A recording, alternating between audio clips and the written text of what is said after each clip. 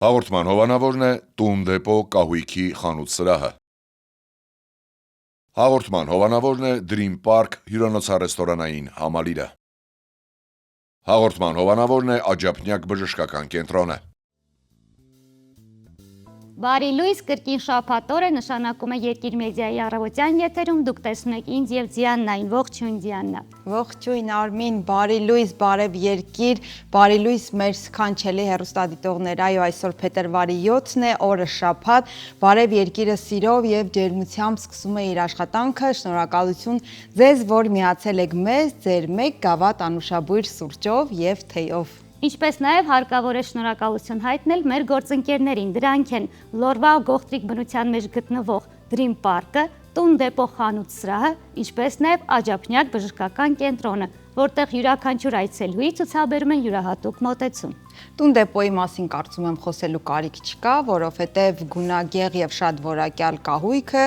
մեր տաղավարում դրված արդեն իսկ խոսում է խանութի բարձրակարգ լինելու մասին, իսկ Dream Park-ի մասին առավել եւս, որովհետև պետք է գնալ, տեսնել, զգալ, վայելել ինչպես բնությունը եւ մաքուր օդը, այնպես էլ այնտեղ մատուցվող համեղագույն ուտեստները։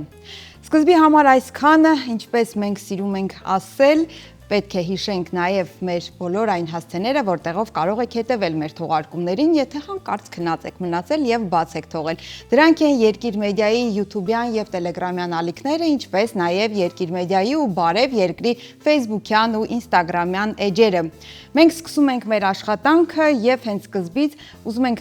այսօրվա համար տեղեկացնել, որ մի ոչ պաշտոնական, բայց հետաքրքիր տոն է նշվում, այսպես ասած Facebook-յան հանրության շրջանում, այո, փետրվարի 7-ը վերջին տարիներին նշվում է որպես հայատառ գրելու օր, խոսքը սոցցանցերի մասին է, շատ կարևոր օր։ Կարևոր օր, նաև կարևոր է նրանով, որ հենց մեր լրագրող գործընկերներից խմբագիր լրագրող գործընկերներն են նախաձեռնել, հատկապես Զոհրաբը, եթե դիտում է ողջունում ենք նրան եւ բոլորս միացանք դեռևս տարիներ առաջ եւ հիմա շատ ողջունելի է, որ սոցցանցերում հայատառ գրել էր դարձել է շատ սովորական։ Ողջունելի է եւ պետք է ամեն անգամ խրախուսել եւ հորդորել, որովհետեւ այո, երբ արդեն բջջային հեռախոսները թույլ տվեցին, որպեսզի գրենք հայատառ, պետք է ոչ մի տառ չսպրդի եւ չգրվի լատինատառ եւ այլ լեզուներով։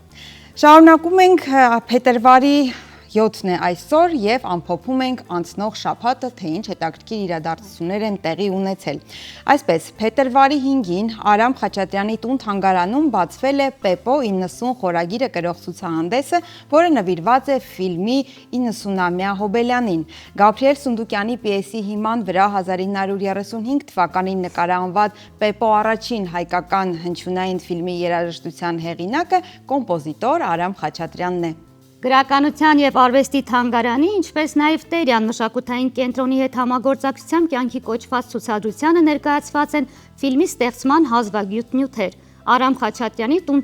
թանգարանի արխիվում պահվող ֆիլմի երաժշտության ձեռագիր նոտաները, Պեպոն 21-րդ դարում ցուցադրությունը եւ ցուցադրությունը գործելու է մինչեւ մարտի 5-ը, այնպես որ շատ երկար ժամանակ ունեք, որպեսզի կարողանաք այցելել եւ վայելել։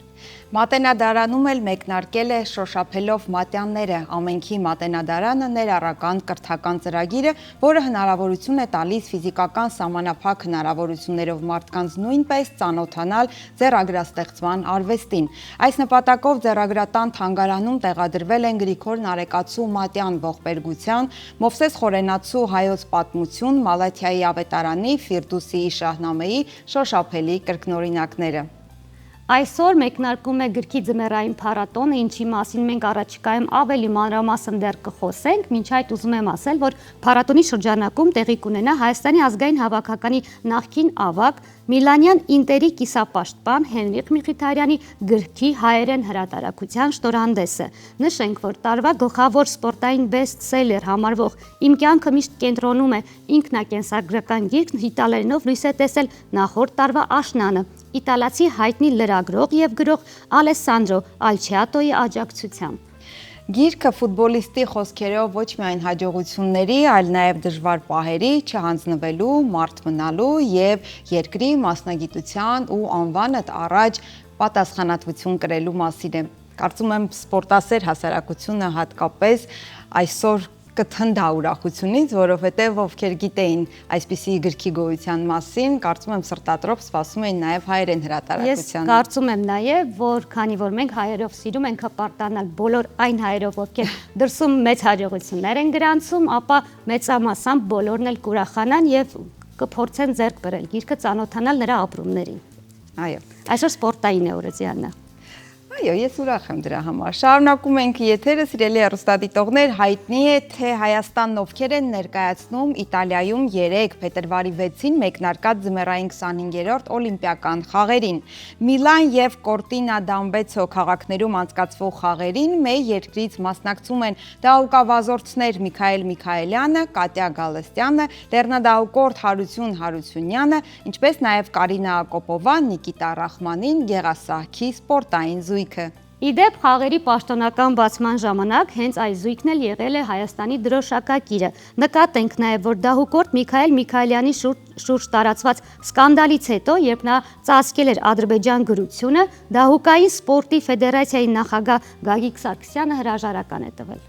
Շարունակում ենք մնալ սպորտի աշխարհում։ Հայաստանի ազգային հավաքականի կենտրոնական պաշտպան Ստյոպա Մկրտչյանն իր կարիերան կշարունակի Գերմանիայում։ Ֆուտբոլիստը համալրել է երկրորդ Բունդեսլիգան ներկայացնող Նյուրնբերգի շարքերը։ 1.92 մետր հասակ ունեցող 22-ամյա ֆուտբոլիստը գերմանական թիմին է միացել մշտական հիմունքներով ձմեռային տրանսֆերային պատուհանի վերջին օրը։ Հիշեցնենք, որ Մկրտչյանը 2023 թվականի ամռանն էր Արարատ Արմենիայից տեղափոխվել խորվաթական Օսիեկ նախ վարձավճարով, ապա լիարժեք տրանսֆերով։ Սպորտային թեմաները շարունակելով նշենք, որ ֆուտզալի Հայաստանի ազգային հավաքականն ավարտեց իր ելույթները Եվրոպայի առաջնությունում։ Քառորդ եզրափակում Ռուբեն Նազարեթյանի գլխավորած թիմը 0-3 հաշվով զիջեց Խորվաթիայի ընտրանուն եւ լքեց պայքարը։ Նշենք նաեւ, որ մեր ընտրանին պատմության մեջ առաջին անգամ էր մասնակցում Եվրոպայի առաջնությանը եւ B խմբում Հայաստանի ազգային հավաքականը 7 միավորով գրավել էր առաջին տեղը։ Ունենք նաև նորություններ շախմատից, սիրելի հեռուստադիտողներ։ Հայաստանի շախմատի ֆեդերացիան հրապարակել է Հայաստանի 10 լավագույն շախմատիստների եւ շախմատիստուհիների անունները 2026 թվականի փետրվարի 1-ի դրությամբ։ Առաջին տեղերում են Շանթ Սարգսյանն ու Էլինա Դանիելյանը։ Շնորհավորում ենք իհարկե նրանց։ Եվ վերջին նորությունը կրկին շախմատից գրոսմայստեր Հայկ Մարտիրոսյանն էլ դարձել է հաղթող Էստոնիայի մայրաքաղաք Տալինում անցկացված արագ շախմատի մրցաշարում։ Հայկը 11 հնարավորից վաստակել է 8.5 միավոր։ Հայկի եւս շնորհավորում ենք եւ շատ հաճելի է, որ հատկապես սպորտային աշխարհում մենք ունենում ենք հաջողություններ, երկ եւ մյուս ոլորտը եւս կարեւոր է, բայց ես շատ եմ սիրում հատկապես սպորտում ունեցած մեր հաջողությունների համար եւ շարժվելով առաջ Այսպիսի սպորտային տրամադրությամբ, կենսախնդությամբ եւ կարծում եմ հաղթանակներով պետք է շարժվել առաջ, այո, եւ այս պահին դիտել տեսահոլովակ, որից հետո արդեն կշտապենք դիմավորել մեր առաջին հյուրին։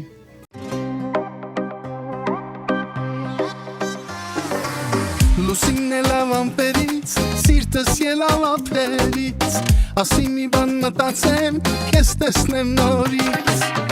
Արի գնանք մեր այգի, նստենք շուրջը կրակի, երեք ուրբաթ ես օրվանը շաբաթ կիրակի, ուրբաթ շաբաթ կիրակի, մեր այգին արի, որ իմ սիրտը չմարի, սենց առանցյալի, ուրբաթ շաբաթ կիրակի, մեր այգին արի, թե չէ սիրտս կմարի,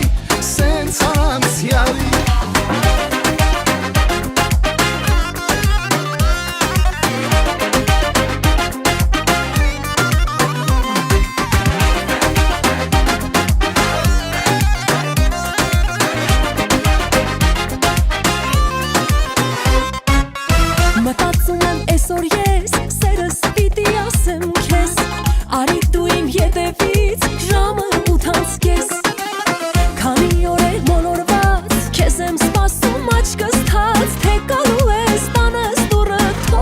Կիսաբաց, ուրբաթ շաբաթ կիրակի, մեր այգին արի, որ իմ սիրտը չմարի, սենց առանցյալի, ուրբաթ շաբաթ կիրակի, մեր այգին արի, թե չէ սիրտս կմարի, սենց առանցյալի։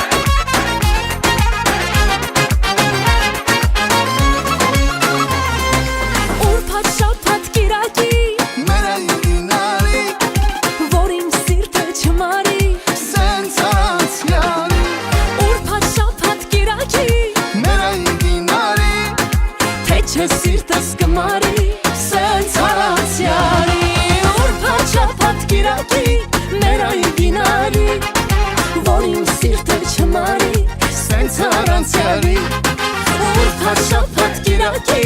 մեր այգինարի թե չէ սիրտս կմարի սենց առանցյալի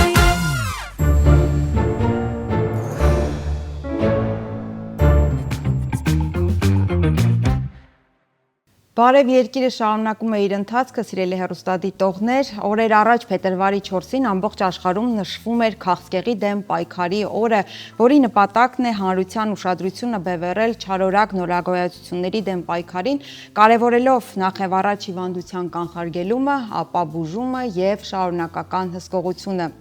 Այս թեմայի շուրջ ենք այսօր զրուցելու մեր հյուրի հետ, ով Աջափնյակ բժշկական կենտրոնի բժիշկ ուռուցքաբան Ջուլիանա Կոստանյանն է։ Բարի լույս։ Բարի լույս։ Ջուլիանա, բարի գալուս մեր տաղավար, ինչպես եք։ Լավ, դուք ինչպես եք։ Լավ, շնորհակալություն։ Ջուլիանա, նախ հասկանանք Հայաստանում ինչպիսի վիճակ է այսօր։ Եթե հավատանք եւ հետևենք առողջապահության նախարարության վերջին տվյալներին, ասվում է, որ 10%-ով վերջին տարիներին նվազել է քաղցկեղով հիվանդացության դեպքերը։ Արդյոք դա այդպես է, եւ եթե այո, ապա կանխարգելիչ միջոցառումներն են առավել հիմա արդյունավետ կազմակերպվում, թե բուժման նորագույն մեթոդներ կան։ Այո, ճիշտ է, քանի որ արդեն պացիենտները ընդհանրապես ազգաբնակչությունը աշխատում է ավելի շուտ դիմել, ավելի վաղ դիմել բժշկի, սկրինինգային ծրագրերը ավելի շատ են մարդիկ դիմում,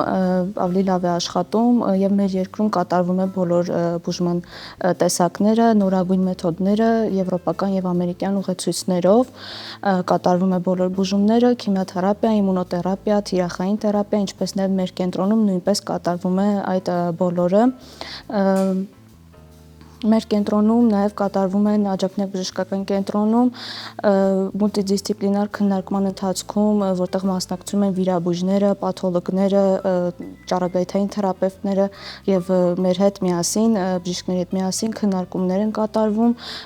ինչպես նաև կատարում են բոլոր վիրահատությունները հիվանդանոցի տնօրենի ղեկավարությամբ, որին մասնակցում են օնկոուրոլոգներ, օնկոգինեկոլոգներ են մասնակցում, բոլոր նեղմասնագետները ներգրաված են, ինչպես նաև գործում է եւ պետպատվերի շրջանակներում եւ ապահովագրության շրջանակներում մեր նպատակն է մարդկանց հասցնել այն միտքը, որ սկրինինգները եւ վաղ հայտնաբերումը դա վախենալու չէ գնալ հետազոտության, պետք է ժամանակին հետազոտվել, որովհետեւ ավելի վախենալու է, երբ որ չեն իմանում, քանի որ եթե չհետազոտվել է, դա նշանակում է ուղղակի չիմանալ հիվանդության մասին, իսկ ցույց տալ, որ շատ արագ զարգանա։ Այո, Եվ Ջուլիանա, որպես երկար տարիների բժիշկ, ինձ հետաքրքրում է հատկապես Հայաստանում, եթե կա նման տարբերակում, քաղցկեղի որ տեսակներն են ավելի տարածված կամ ավելի շուտ հայտնաբերվում, ու կանայք թե տղամարդիկ են ավելի հետևողական։ Հետևողական են երևի կարելի ասել ավելի շատ կանայք, դա ավելի տարածված տեսակները կրծքագեղձի քաղցկեղն է մեր երկրում հատկապես, թոքի քաղցկեղն է, հաստաղու քաղցկեղն է, բայց վերջին տարիներին ավելի եւ երկու սեռերի մոտ էլ շուտ դիմելիությունը ավելի բարձրացել է տոկոսային հարաբերությամբ։ Իսկ ասեք, երբ մարդիկ լսում են, որ կա քաղցկեղ, առաջին դե բնականաբար ռեակցիան լինում է վատը, վախը, ինչպես պետք է բժիշկը հայտնի կամ ինչպես պետք է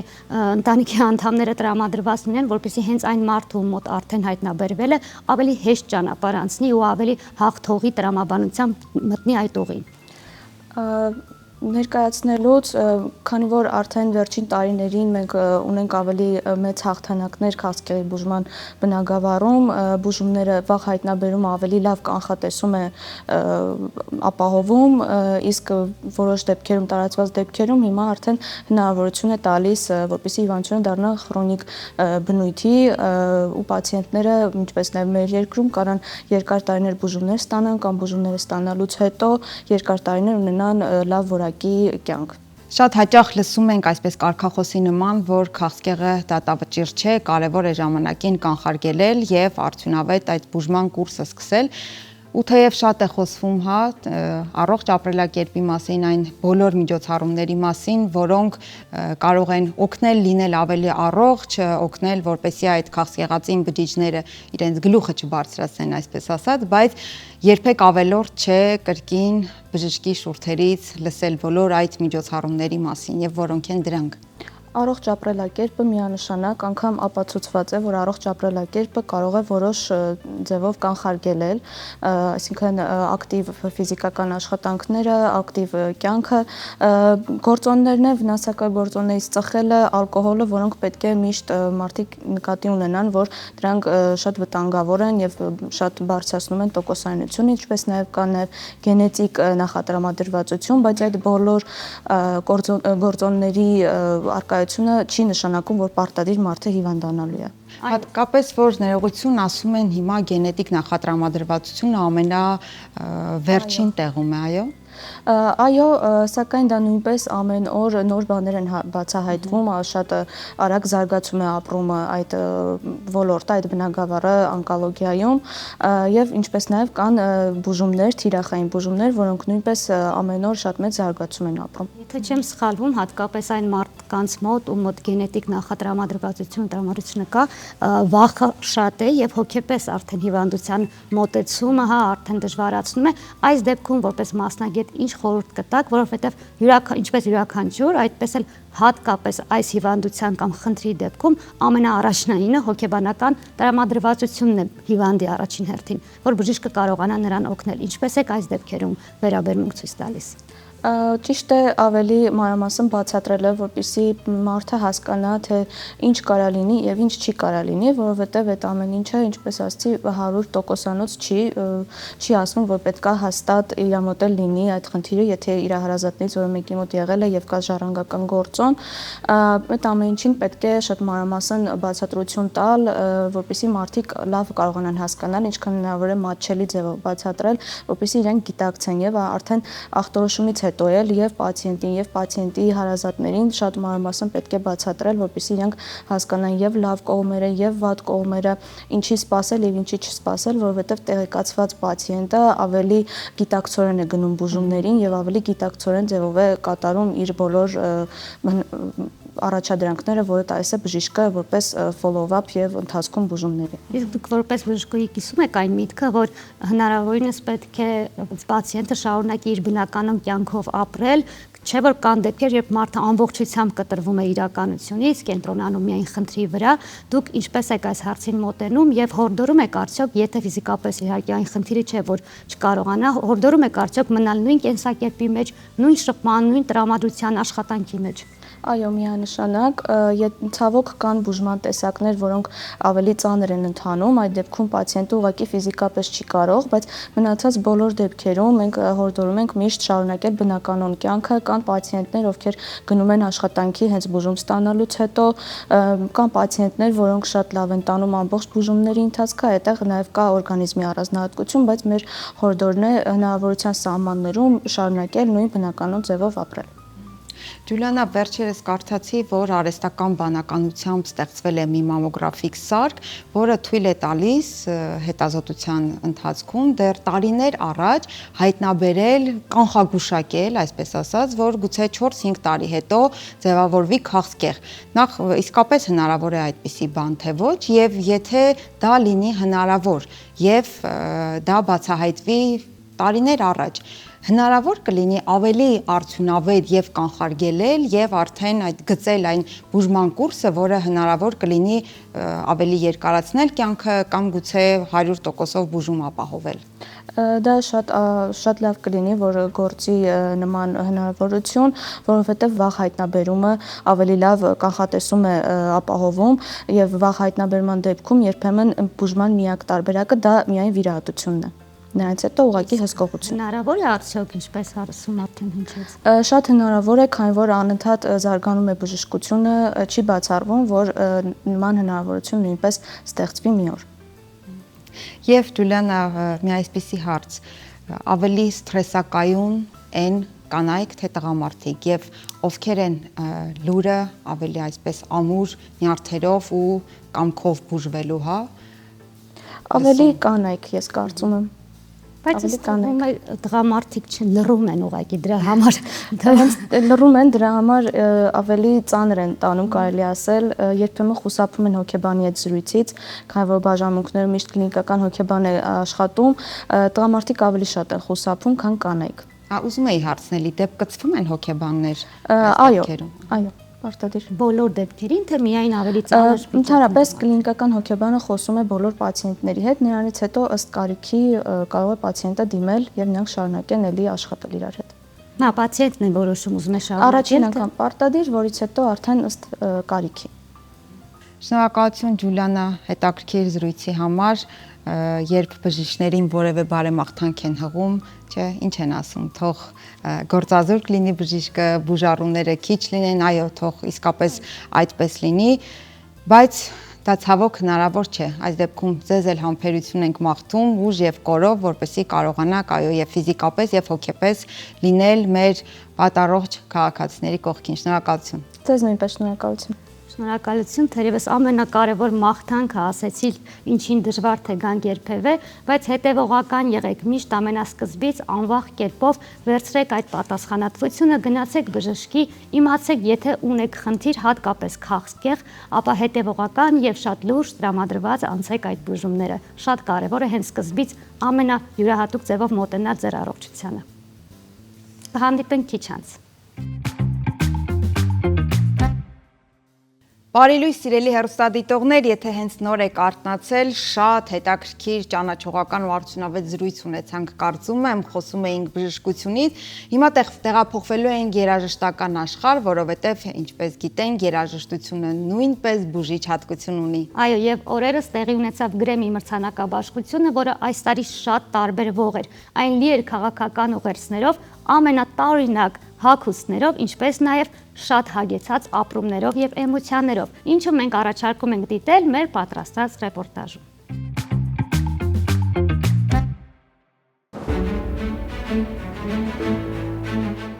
68-րդ Գրեմի մրցանակաբաշխությունն աչքի ընկավ ոչ միայն ինտրիգային դրվագներով, անսովոր հագուստով, այլ նաև քաղաքական ուղերձներով։ Հաղթողներն ու հյուրերն իրենց բողոքն արտահայտեցին ԱՄՆ-ի ներգաղթի եւ մաքսային ոստիկանության գործողությունների դեմ, որոնց հետևանքով վերջին շաբաթներին սպանվել է 2 ցուցարար։ Մրցանակների քանակով առաջատար դարձավ Քենդրիկ Լամարը, որը հաղթել է 5 անվանակարգում, ներկայացված լինելով 9-ում։ Արդյունքում рэփերն այժմ ունի 26 գրեմի եւ այդ ցուցանիշով գերազանցում է Jay-Z-ին, որի մրցանակների թիվը 25-ն է։ 7 անվանակարգում ներկայացված Lady Gaga-ն գրեմի է ստացել լավագույն փոփ վոկալ ալբոմ, լավագույն երգ, լավագույն պարային ձայնագրության եւ լավագույն ռեմիքսի համար։ Գրեմիի պատմության մեջ առաջին անգամ ամբողջությամբ իսպանալեզու ալբոմը արժանացավ գլխավոր մրցանակին։ Դա Bad Bunny-ի Debut Tirar Más Fotos ալբոմն է։ Պայքարելու քաղաքական կոչիչ զերծ չմնաց նաև Բիլի Այլիշը, որը գրեմի ստացավ Wildflower երգի համար, որպես տարվա լավագույն երգ։ Մրցանակաբաշխությունից հետո շատ քննարկվեց հայուհի Շերի պահվածքը բեմում, որը մի պահ մոռացավ հայտնել հաղթողի անունը տարվա լավագույն երգ անվանակարգում։ Հաղորդավարը Շերին հուշեց այդ մասին, ինչից հետո նա արագ վերադարձավ բեմ։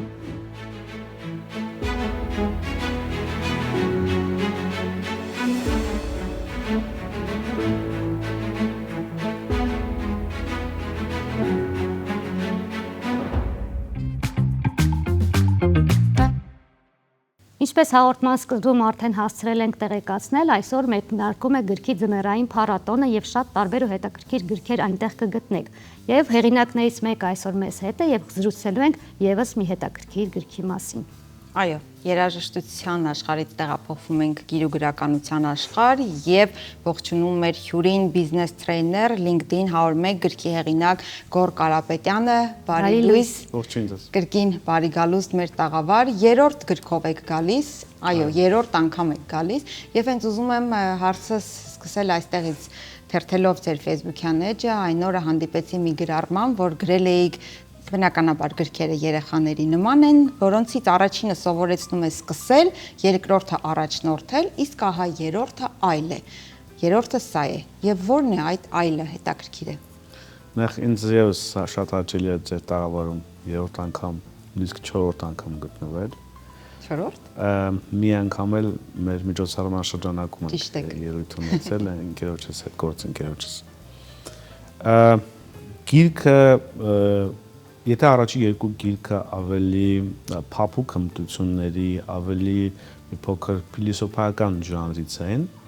սա շատ ավելի գործնական է։ Եթե առաջ երկու գիրքը ավելի լայն լսարանի համար է, սա իրականում ավելի նեղ լսարանի համար է, որտեղ նվիրված է LinkedIn սոցիալական հարթակին, ընդ որում ոչ թե բոլորի համար, այլ ավելի շատ գործարարների կիրառման նպատակով, այսինքն ցանցը շատ լայներն օգտագործում է տարբեր մասնագետների, նոր ուսանողների, ովքեր աշխատանք են փնտրում նրանց կողմից, բայց կոնկրետ գիրքը նվիրված է այն ղեկավարներին, բիզնես առաջնորդներին, ովքեր ցանկանում են կառուցել եւ զարգացնել իրենց անձնային բրենդը գլոբալ առումով, օգտագործելով տվյալ հարթակը։ Ես սկսեցի ուսումնասիրել, հասկացա, որ հայկական իրականության մեջ հայալեզու թե տեսանյութերի թե նաև գրականության մեջ մեծ բաց կա։ Ինքս նվիրվեցի ես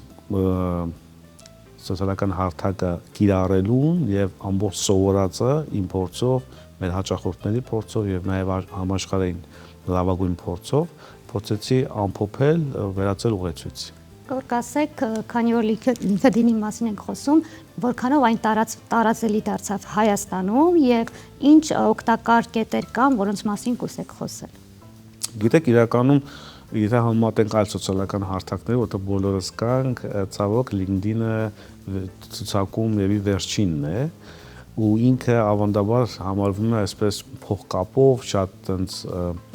խիստ տեղ, պաշտոնական, բայց իրականում ես միշտ ասում եմ նաև իմ հանդիպումների ու դասընթացների ժամանակ, որ երևի թե ամենաազնիվ սոցիալական հարթակն է, որովհետև քեզ վերադարձնում է այն, ինչ որ դու տվել ես ու կուտակվում է դա ու վերադառնում է քեզ, այսինքն այն հարթակը չէ, որտեղ մեկ կներեք անկապ բառով հաջորդ օրը դու գնում ես, ինչպես ասում են, վիրալ եւ այլն։ Հայկական իրականության մասին, տեսեք, Հայաստանում ըստ վերջի թվերի օգտագործում է մոտավորապես 428,000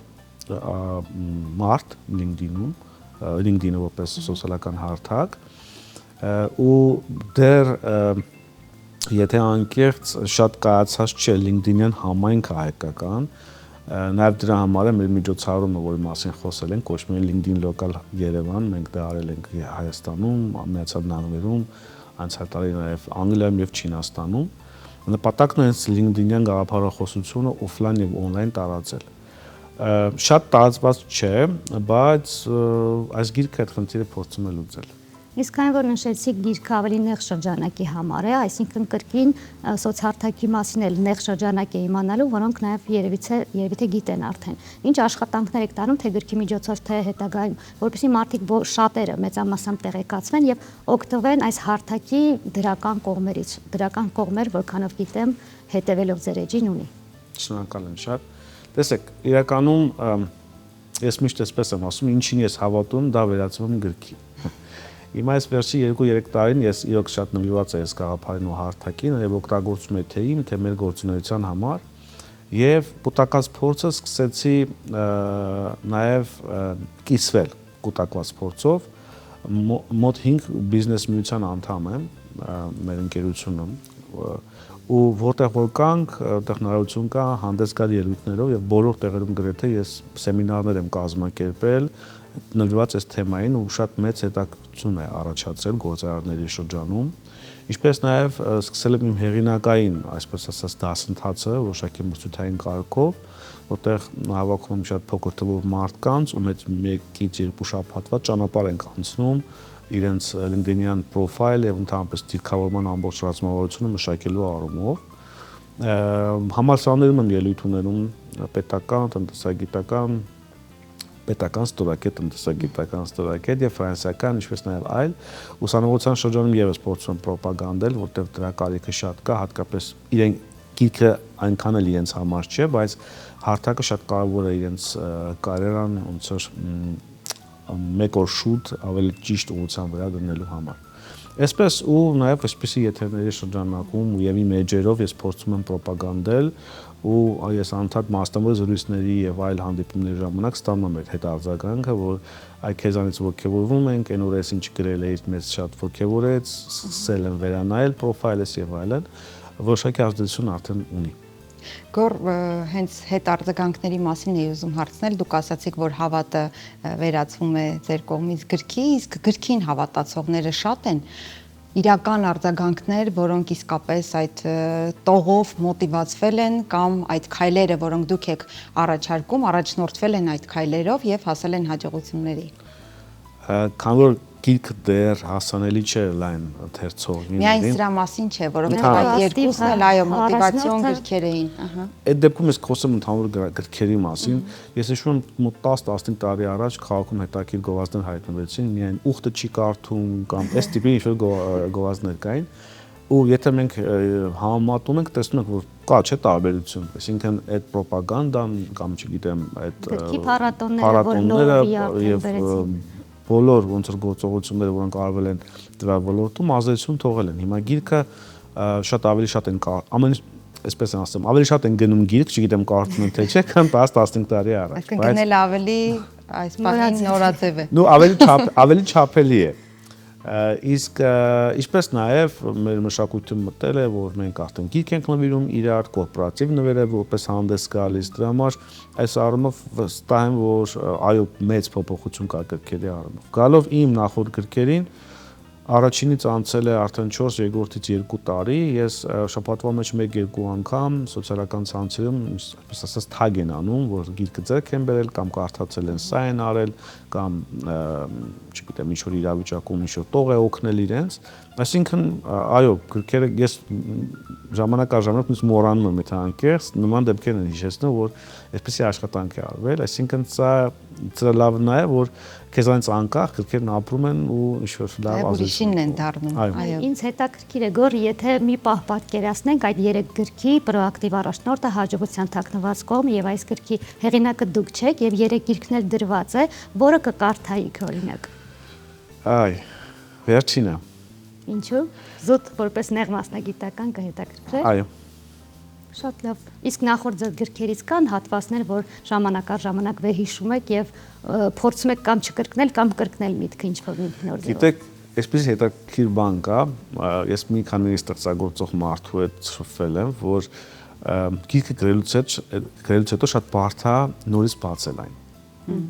Հետաքրքիր բան կա, ֆեյս նաև անբացա։ Ոչ այդքան, քան որ դա անկեղծ ասած շատ հաճախ շատ մեծ տարապանքների արդյունքում ծնված բան է, դու երբ որ բացում ես, ոնց որ վերապրես դա։ Ես այդպեսի վերապրում ունեմ։ Իսկ գրքերի մասը իհարկե ժամանակ առ ժամանակ բացում եմ եւ հաճելորեն զարմանում եմ, ասում միգուցե այսքան խելացի եմ եղել այդ տարիքում։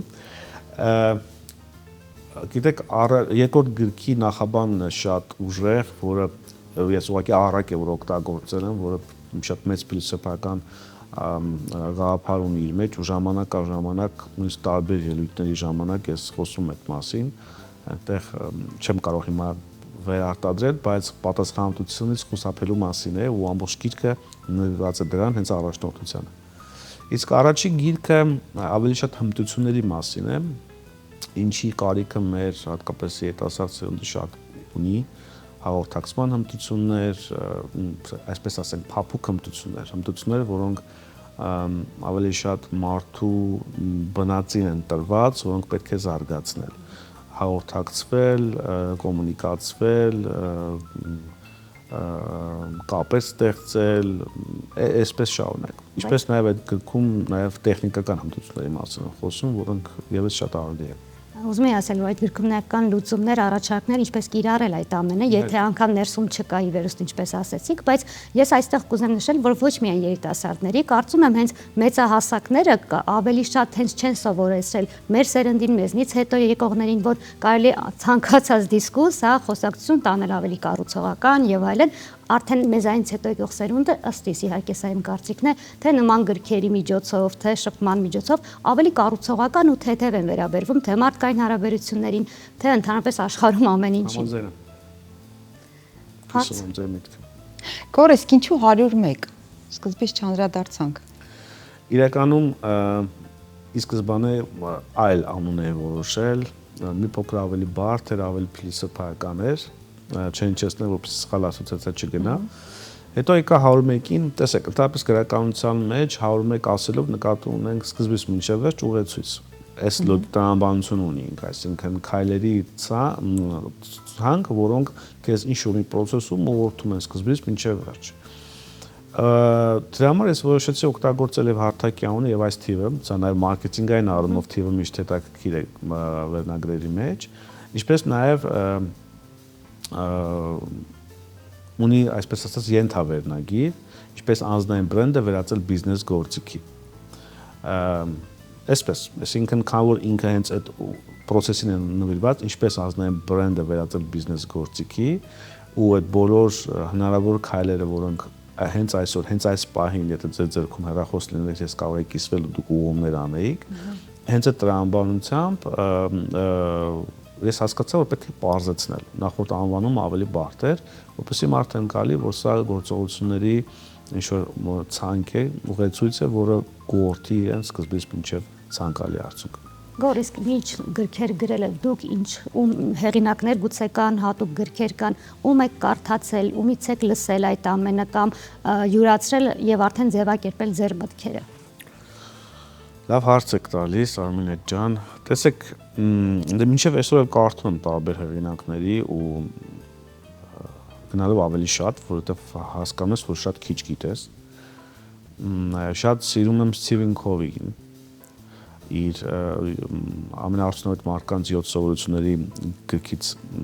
շատ տպավորված, որը բազմաթիվ գրքերի, այսպես ասած, հիմք է դրել։ Ջոն Մաքսվելին եմ շատ սիրում, առաջնորդության մասին է խոսում եւ ոչ միայն։ Այսպես տարբեր գրքեր կան, ես կարող հեղինակներին չմտաբերեմ, բայց սովորություններին նվիրված, կապեր ստեղծելուն նվիրված, հիմա կարդում եմ Փիթեր Դրաքերի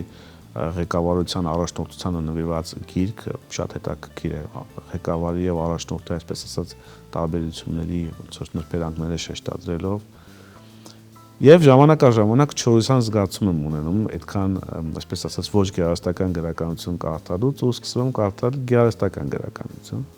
Շատ քիչ իրականում, տարվա մեջ կարող եմ 1 կամ 2 գիրք բացեմ։ Այսպես Համեմելու համար։ Հա, իրականում ոնց որ դա գրքային արձակուրդ լինի ինձ համար։ Իսկ գեղարվեստական գիրք գրելու ցանկություն երբևէ չի առաջացել։ Հետաքրքիր հարց եք տալիս։ Տեսեք, իրականում ես քան որ բնույթով ստեղծագործ եմ, նույնիսկ սա որ ամենատեխնիկական գիրքն եմ 3 գրքերից, որտեղ իրականում դիագրամաներից ու բանաձևից բացի թերևս ուրիշ բան չպետք է լիներ, բայց բնույթս հաղթեց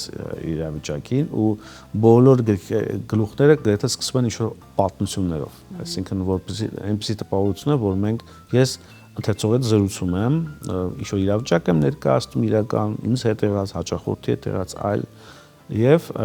դրա համատեքստում շարունակում ենք։ Դա մեկ։ Երկրորդ իրականում ունեմ մի բան գրած, բայց դա իրականում 10 տարի առաջ ընդ որում գրել եմ ու մի քիչ բարդ, այսպես ասած, ժանր է ու բարդ անկյուն եմ վերցրել, ես նույնիսկ չգիտեմ երբևէ դա կհրատարակեմ թե չէ։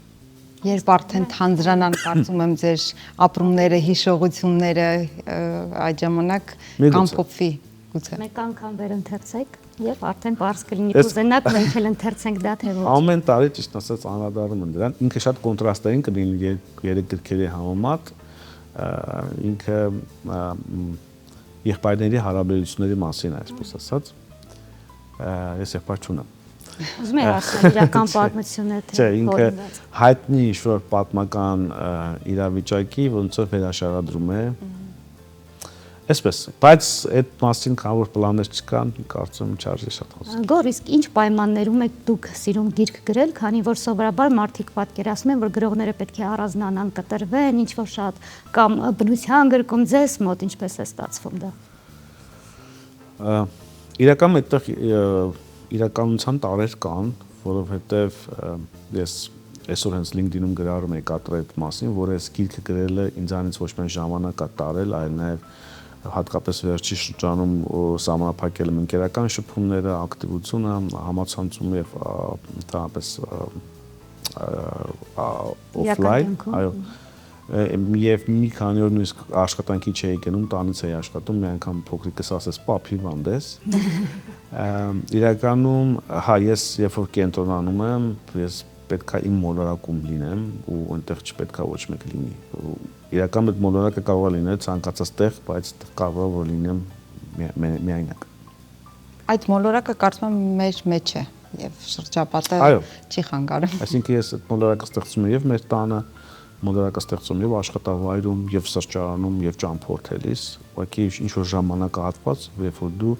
կենտրոնանալու ու ներսից դեպի դուրս հանելու հնարավորություն ունես։ Դե ինչ հուսով ենք այդ մոլորակը ձեր ներսի, ինչպես նշեց գործընկերուհիս, ավելի շատ կկանչի ձեզ, ավելի շատ կառանձնանաք եւ մենք կունենանք գնալով էլ ավելի լավ ու հետաքրքիր գրքեր ամենքը յուրովի եւ ինչու՞ չէ նաեւ գեղարվեստական այդ գեղեցիկ պատմությունը։ Շնորհակալ եմ շատ։ Մենք ենք շնորհակալ։ Մենք ենք շնորհակալ։ Ես հիշեցնեմ, սիրելի հեռուստադիտողներ, որ տաղավարում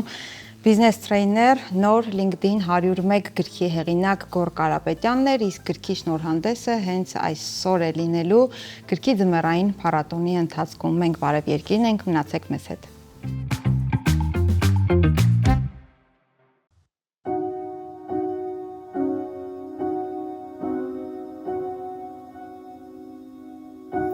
Չեմ հիշում հանդիպման նորն ու շամը, դու եղել ես միշտ, ես չունեմ ուրիշ հուշեր, քո գրկում ես գացի անսահմանը ու հավերժության չավարտվող գիշերը, այս աշխարհից կա փախուստ, թե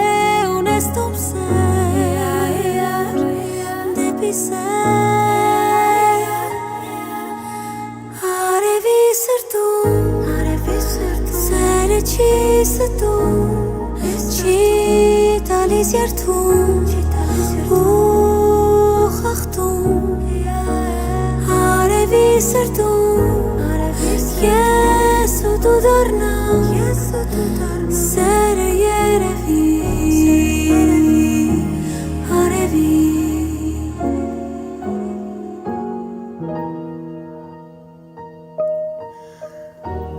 Ամեն բան ինչը մեզ խանգարում էր, տես դարձավ փոշի, միայն սերն է որոշիչ, հասկացա թե դու ինչքան ինձ թանկ ես, երազանքս երբ բաժանվեց երկուսի, այս աշխարհից կա փախուստ, թե ունես տոմսեր դեպի սեր, արևի սրտում սերը չի ստում, չի տալիս երթում ու խախտում, արևի սրտում ես ու դու դառնամ, սերը երևի արևի, արևի սրտում սերը չի ստում, չի տալիս երթում ու խախտում, արևի սրտում ես ու դու դառնամ, սերը երևի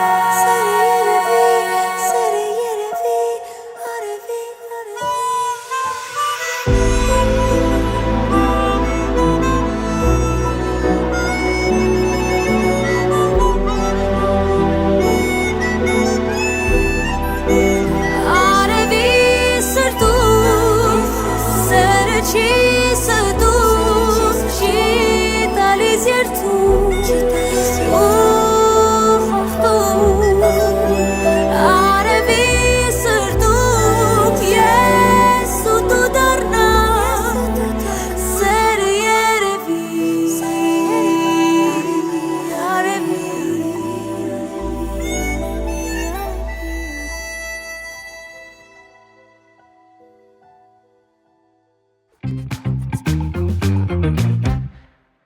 Դե ինչ շնորհակալություն եւս մի գեղեցիկ շաբաթօրվա սկիզբ մեզ հետ սկսելու համար։ Ես ուզում եմ հիշեցնել մեր հովանավորների անունները։ Դրանք են Տուն Դեպո խանութ սրահը, Dream Park հանգստյան գոտին, ինչպես նաև Աջափնյակ բժշկական կենտրոնը։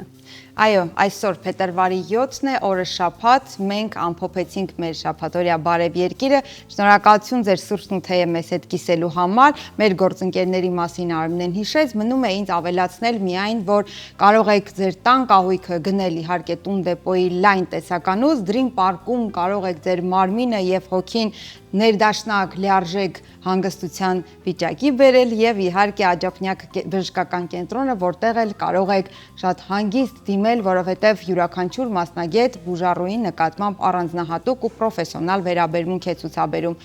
Առողջ եղեք, խաղաղ, երջանիկ, մենք կհանդիպենք վաղը։